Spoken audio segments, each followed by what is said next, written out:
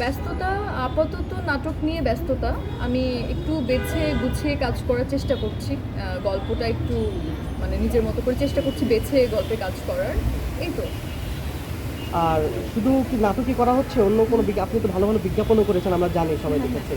বিজ্ঞাপনও করা হচ্ছে, হ্যাঁ। আমার বিজ্ঞাপনও ২-১টা করা এই মাসেও ২-১টা বিজ্ঞাপনের কাজের কথা চলছে। এই তো।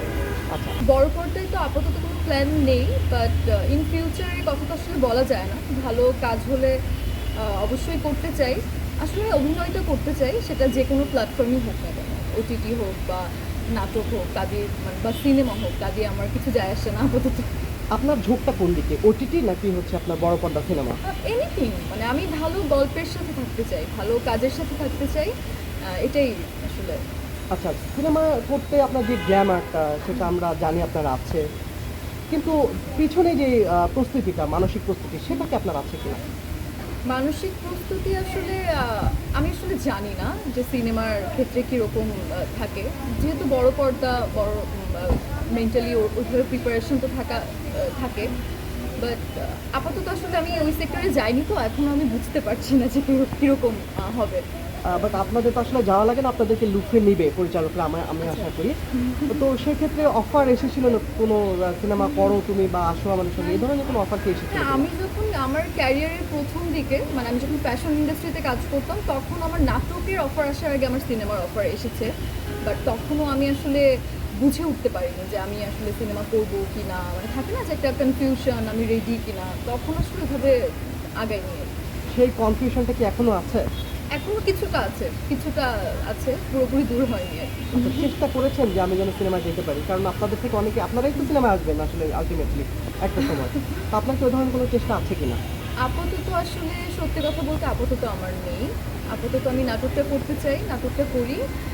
একটু অভিজ্ঞতা বাড়াই, দেখি কি হয়। তারপরে ইনশাআল্লাহ চেষ্টা করব। আসলে নাটকের অভিজ্ঞতা না অনেক সময় বড় পর্দায় কাজে লাগে না। ছোট পর্দা একদমই আলাদা, বড় পর্দা একদমই আলাদা একটা জগৎ। তো অনেকেই বলে আমরা নাটক করে আসতে গ্রুমিং হব, বাট আলটিমেটলি দিন শেষে হয় না। এটার জন্য আসলে সিনেমায় করতে হয়। সেক্ষেত্রে নাটক করাটাকে আপনার জন্য লাভবান হচ্ছে, যেহেতু আপনার এখনো সামনে মানে অনেক সম্ভাবনা পড়ে আছে। আসলে বাংলাদেশে তো আমাদের আমার মনে হয় নাটক থেকে অনেক ভালো ভালো শিল্পী আমরা পেয়েছি, অনেক সুনামধন্য শিল্পীদেরকে আমরা পেয়েছি। তো নাটক একটা সম্মানীয় জায়গা। আমি এখানে এই জন্য কাজ করতে চাই সম্মানের সাথে। ফিউচারে সিনেমা নিয়ে আসলে আমি এখনো ভাবছি না। পরবর্তীতে ভাববো কিনা সেটা আসলে এখনো বুঝে উঠতে পারছি না আর কি। নাটকের নাটকের যে ক্যারেক্টারগুলো আপনাকে দেয়া হচ্ছে, আপনি কি এতে হ্যাপি?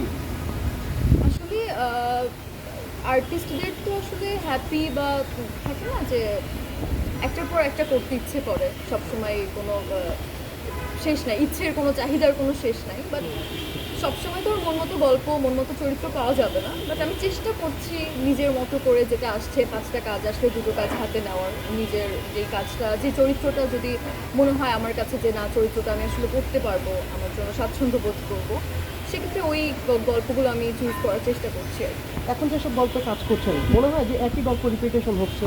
হ্যাঁ, হ্যাঁ, ডেফিনিটলি। আমি তো প্রচুর, কারণ নাটক তো প্রচুর আসে, প্রচুর কাজ হচ্ছে। সেক্ষেত্রে ম্যাক্সিমাম গল্পে একটার সাথে আরেকটার অনেক মিল, অনেক কিছু হচ্ছে। তার মধ্যেও নিজেদেরকে একটু বেছে বেছে করতে হবে, কিছু তো আসলে করার নেই।